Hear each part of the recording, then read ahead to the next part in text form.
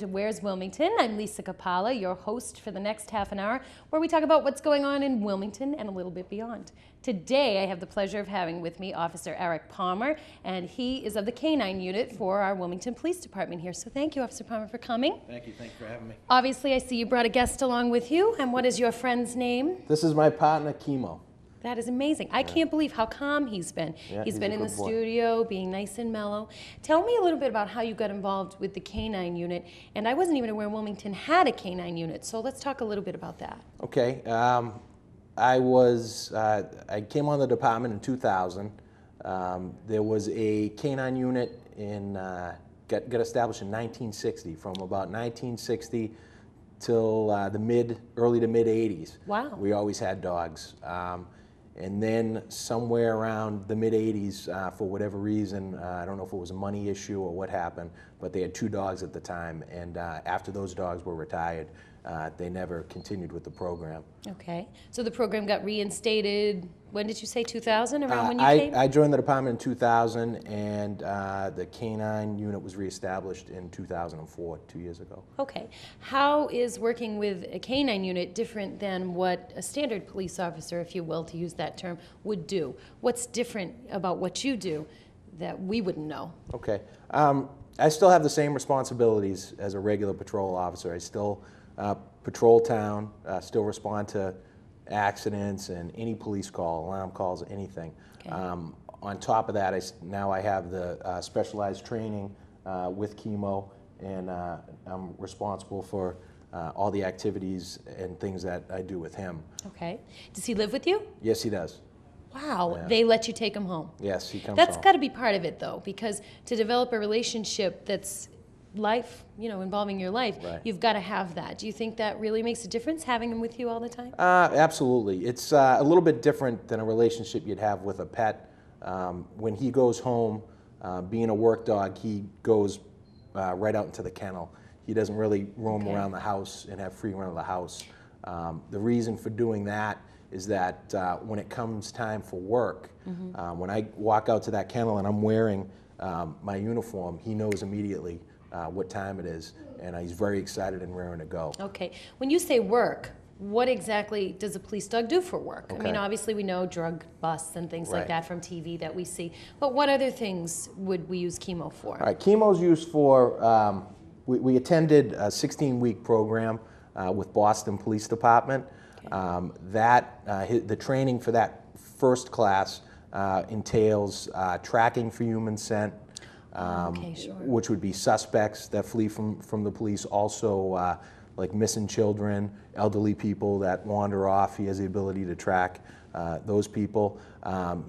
Building searches, area searches. Of course, you start at the basics. The beginning of the course is basic obedience, Right. just getting to build a rapport and a partnership between you and the dog. So that's basically also criminal apprehension, evidence recovery. Wow. And then after that, after being on the street for a few months, you go into the narcotics course, which was also through Boston Police Department, and that was 11 weeks. Wow. For that. So that's pretty intensive training. Right, it's a now, lot of obviously, training. you went through the police academy, and I know that's supposed to be grueling. Right. How does this training compare with that? Because now you're dealing with not just yourself, but you're dealing with an animal too. Right. It's hard to get used to at the beginning stages of it. You're just kind of trying to figure out your relationship between you and the dog. You're both getting used to one another. Right. He was imported from the Czech Republic, and Wow. when we got him, he was 14 months. And I had him for a couple of months, and then went right into school with him. And it's just, it's amazing because he, up to that point, had never had one person. The way they're raised over there, there's constantly different people feeding them. They're in a kennel. They're raised for the purpose of police work, and then they're imported over here. And so I'm really the first person that he had bonded with one-on-one. So the bond happened very quick. Right. I would think that would be crucial to what you do, too. Right. You want to have that sense of commitment. I was asking you before we started, do you sometimes feel like he can read your mind? You do things a certain way, he does things a certain way. Do you feel like he really knows what you're thinking sometimes? Absolutely. It's funny. It's I guess it would sound a little corny to somebody that's not in a similar type of situation, a work situation. It's people who have pets, I'm sure, experience the same thing. But when you're Right. working with a dog 40 hours a week and you have them with you that much, you definitely start to pick up on things. He can pick up on my moods, and it's almost like he can read my facial expressions sometimes, and it's almost like he knows. It's gotta what be a I'm little thinking. eerie, I would think. Sometimes you think, am I okay? Or did he just think what I thought he thought? Yeah. Now, do you also do competitions with Kimo? Yes. Yeah. Can you tell me a little bit about what that's like? Sure. He's certified through Boston Police for both narcotics and what's called patrol. Also, I'm a member of the United States Police Canine Association and also the International Police Work Dog Association. My department has afforded me the opportunity to become involved with these other groups and to compete with them and certify with them. The certifications with them are usually once a year, and also in patrol and in narcotics. But on top of Boston Police, now with the USPCA, he's nationally certified. And then a few weeks ago, I went down for a week-long seminar and certification with the Rhode Island State Police, and that was with the International Police Work Dog. So now he's internationally certified. So he's got quite a bit of certifications. Now, I saw an article in the paper about you and Kimo, and that's how actually I heard about you and got you to come here today. And I saw a bunch of trophies in front of you. Has Kimo won some pretty good honors? Yeah, he's done pretty well. The competitions that we've competed in so far, I've done 3 with him, and it's called the PD1, which is called Police Dog 1. And the first year, we were in the novice class, and then this past year, we competed in 2 of them, and we're in what they call the open class, which is experienced handlers and experienced dogs. And he's done quite well. Excellent. How often does he work, so to speak? I know you said you have him 40 hours, but how often in Wilmington? I know a lot of people must be thinking Wilmington's a pretty safe town, and Right. that's part of because of the good job that you and the folks in the police station are doing. Right. But how often do we really need his services, so to speak? Well, he's with me whenever I'm working. He's working. We work a 4-on, 2-off schedule. Right now, I work 2 night shifts, which would be 4 in the evening until midnight, and I also work 2 day shifts from 8 to 4. The biggest thing with the police dog in most communities is the presence alone acts as a deterrent. Right.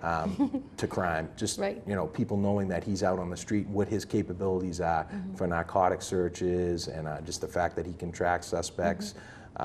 That's one of the biggest things. He's utilized quite a bit in town here for narcotic searches. I've had the opportunity to use him for tracks in town where he's caught suspects. Also has recovered evidence of crimes here in town. Excellent. Also on top of that, Wilmington Police belongs to a group called NEMLIC, which is all the surrounding communities, and we all support one another in crucial incidents. With that, the canine units support one another.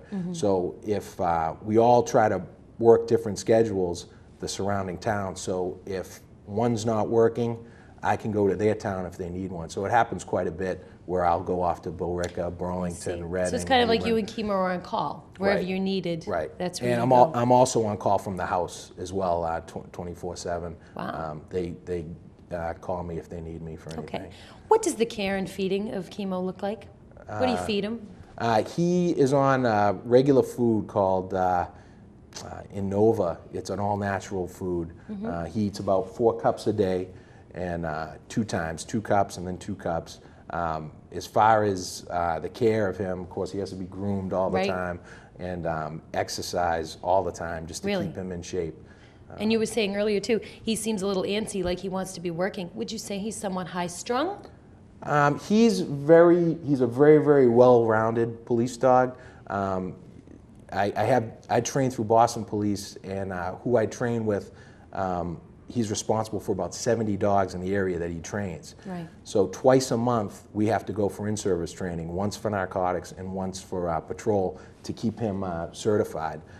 So you have the opportunity of training with a bunch of other dogs and handlers, and you see the difference in the personalities of the dogs. Some dogs, as soon as they go in the car, they're spinning around and barking for the whole 8-hour shift. Wow. He settles in and is pretty quiet unless someone approaches the car or as soon as I go to pick up the microphone, when they call me on the radio, he starts to bark and get excited because he knows it's time to work. He knows it's a call to action. Right. So he has what they call an on-off switch, a good on and off switch. He has the good ability to differentiate from work and time to relax. Excellent. Which is something we could all learn from him. Right. He's a German Shepherd? Yes. Or a mix? He looks like a mix to me. He's a full German Shepherd. Okay. Are most police dogs German Shepherds, or are they all different kinds?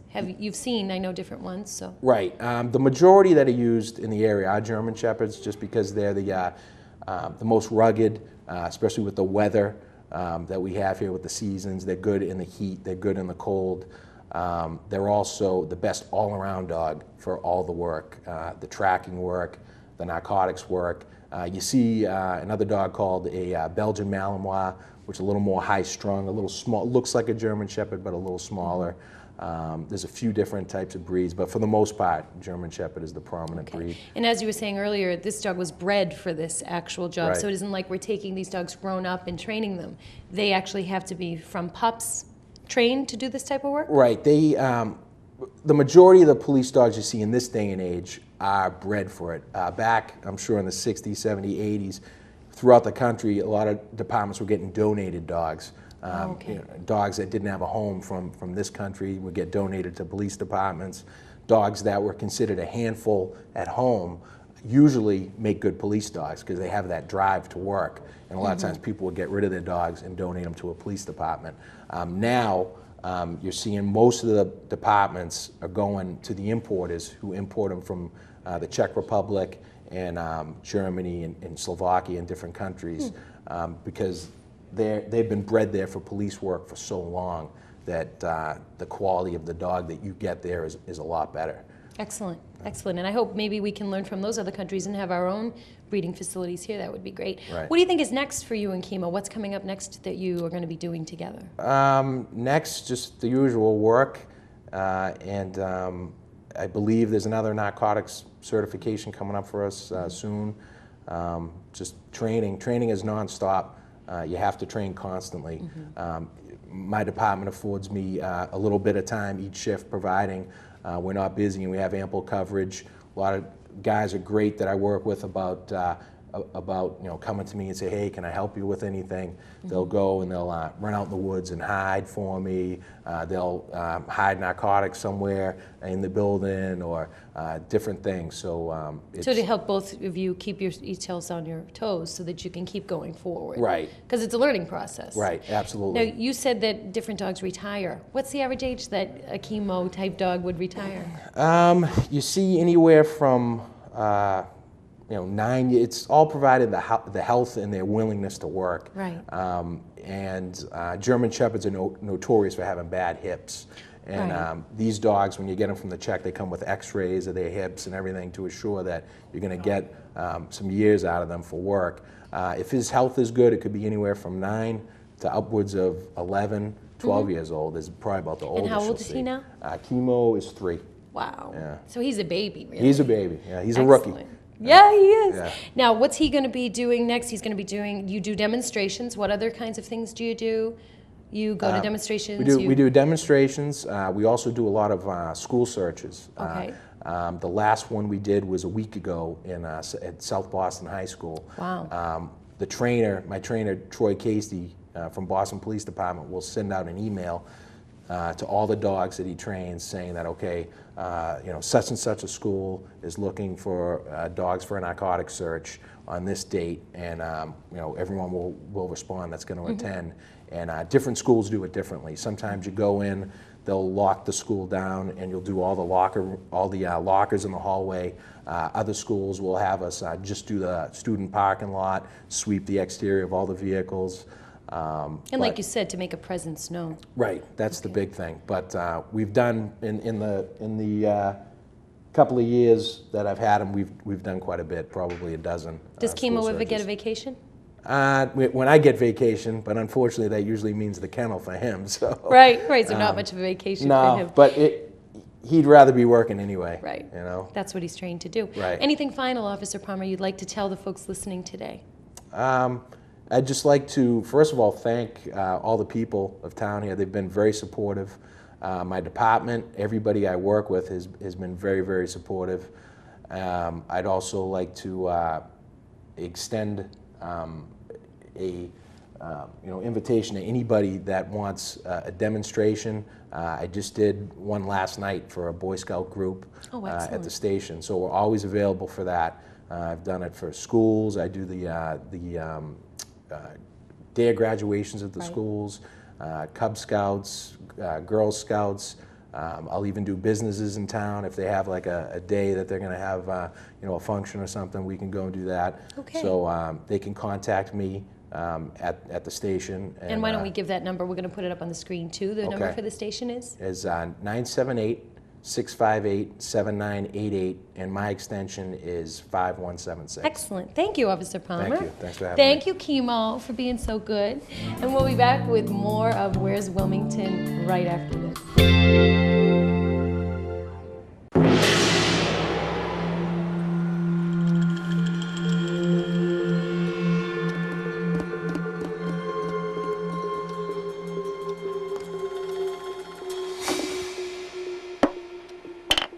I win. I win! In your face! USA! USA! USA! Think of all the fun you can have with an adopted pet. Contact your local shelter or pet adoption center. Backgammon?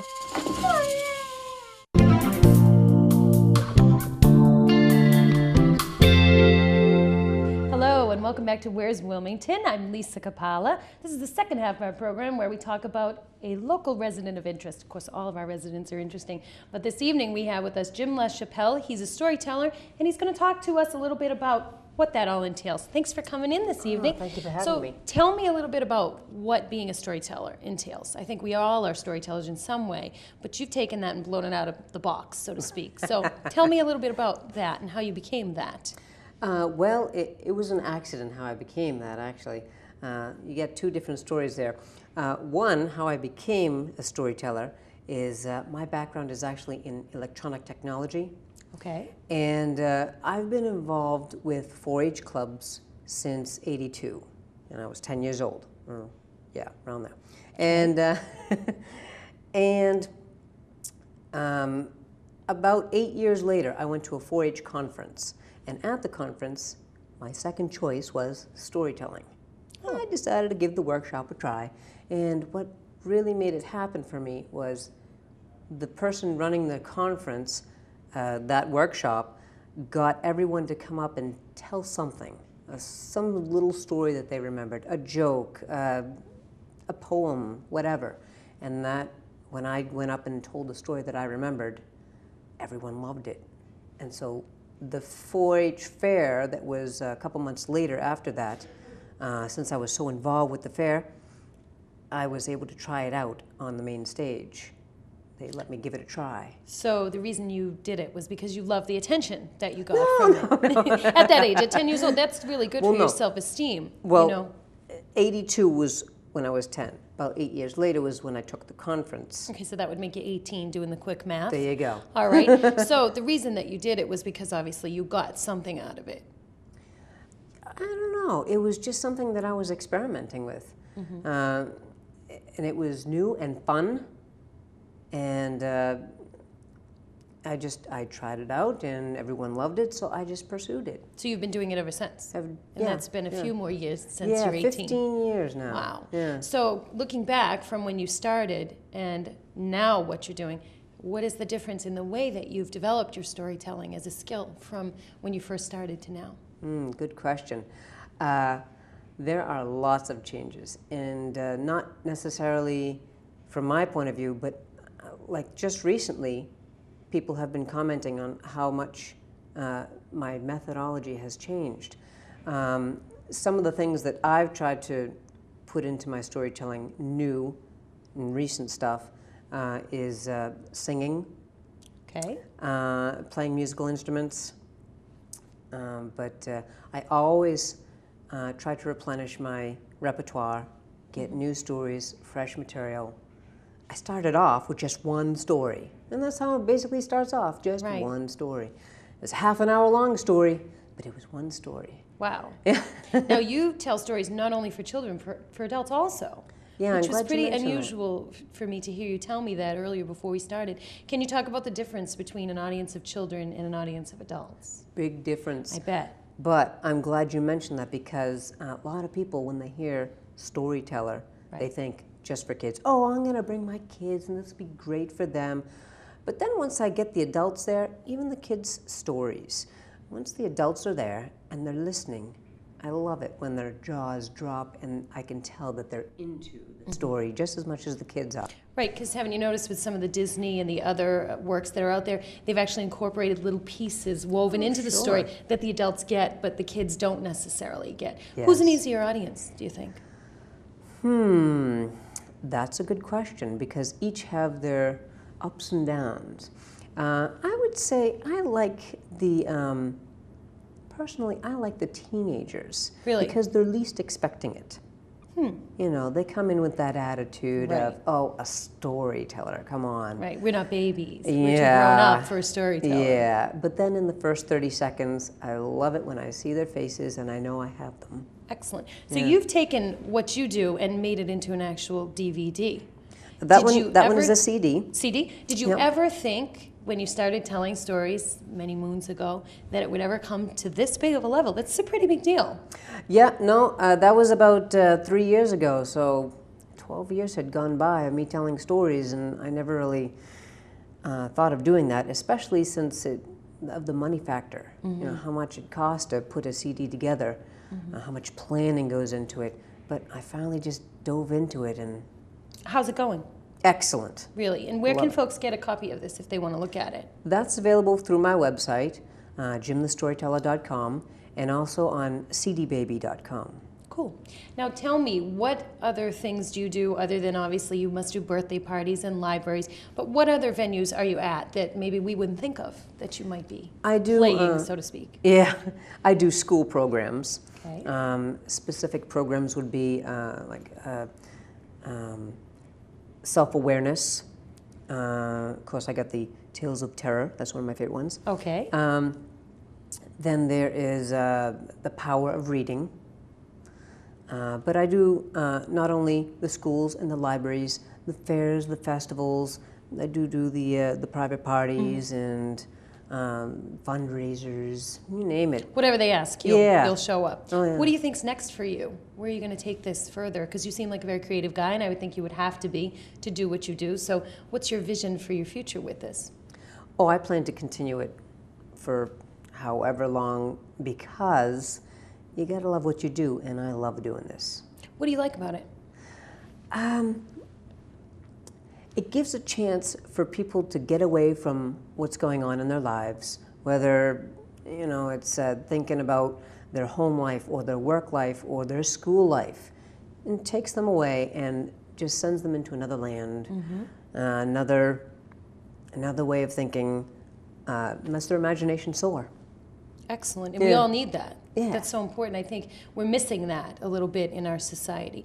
How long do most of your programs last when you're telling a story? What's the time frame? I have a repertoire of about 50 stories, ranging from 3 minutes to half an hour apiece.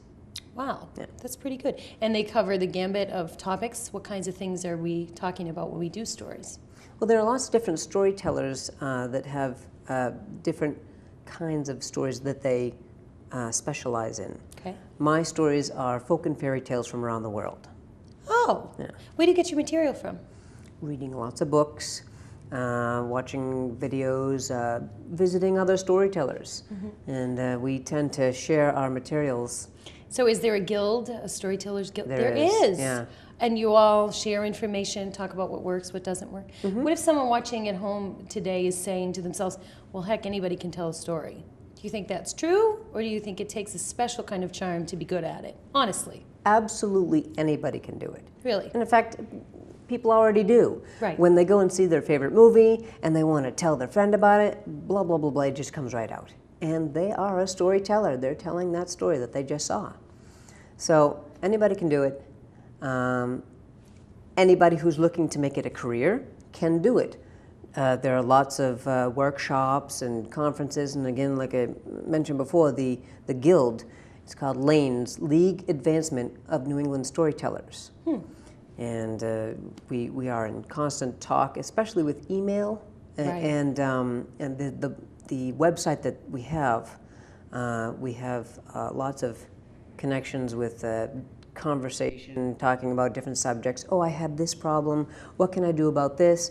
And there's all the other storytellers just more than willing to help out. Have you found that this particular career has advanced, that there are more of you now than there ever were before? Or do you feel like it's waning a little bit? That's hard to tell. I would say it's always been there.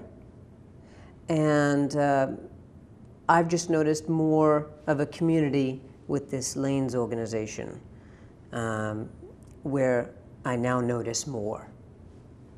Rather than there being more storytellers out there, I just notice more. So it might be your well, perception, Yeah. not necessarily reality. Right. Would you mind sharing with us a little bit of what you do today? If we let you close out the Absolutely. program, would you be willing to do that? That'd be great. Yeah. Excellent. So we have Jim Lachapelle with us. He's going to close out our program, Where's Wilmington, today for us. Thank you so much for coming. He's going to show you a little bit of the magic of storytelling. And just keep in mind, when someone asks you, where's Wilmington, you tell them it's right here, and right here on WCTV. And now I'll give you to Jim Chappelle. Lachapelle. All right. Well, this story is from my CD. It's an Appalachian folk tale called Wiley and the Hairy Man. Now, Wiley was a young boy who lived with his mother on a small farm. And one day, Wiley had picked some tasty berries and decided he was going to bring some to his grandmother who lived up the road. So he asked his mother, "Mama, I picked some tasty berries. Can I bring them to Grandma?" "Oh, now, Wiley, I don't know." "Come on, Mama, I'm old enough now. I'll be real careful. I promise." "Well, I guess you are old enough now, but only on one condition." "What's that, Mama?" "Anything." "Well, whatever you do, don't go through the swamp. The hairy man lives there." "I won't, Mama. I won't go near the swamp." "And take the dog with you, too. The hairy man's scared of dogs." So, Wiley got his basket full of berries, took his dog, and went off down the road. And he came to a part of the road that went by the swamp when something scared his dog. "Oh, hey, dog! Oh, no. I sure hope the hairy man ain't around." So Wiley crept on into the swamp, looking all over, looking for that hairy man, but being real quiet, trying to call for his dog. "Hey, dog!" But all of a sudden, there he was, the hairy man, coming through the trees. Oh, he had hair all over. His eyes burned like fire, and spit drooled all over his big teeth. Oh, Wiley was just about to run, especially when he saw the hairy man's sack on his shoulder. He didn't know what that was about, but the hairy man started taking that sack off his shoulder. Oh, how you doing, Mr. Hairy Man?" "How you doing, Wiley?" Oh, how do you know my name, Mr. Hairy Man?" "What you got in the basket, Wiley?" "Oh, I'm bringing some berries to my grandma. Do you like berries?" "Oh, I likes berries." "Oh, you do?" "Uh-huh." Wiley threw down that basket and he ran as quick as he could through the swamp. And the hairy man, he picked up that basket and he ate all those berries in 3 big bites.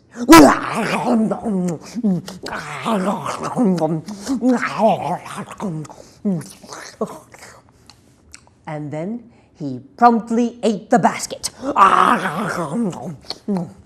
Wiley was running as quick as he could. He looked back. There he was, the hairy man, right behind him. So he had to climb up a tree as quick as he could. And the hairy man, he looked up. He said, "Why you climbing trees, Wiley?" "Oh, my mama told me to stay away from you." "What you got in that sack?" "Oh, this? I ain't got nothing. Yet. Well, while he sat up in the top of that tree and he looked down, he watched the hairy man take out an axe from what looked like out of nowhere.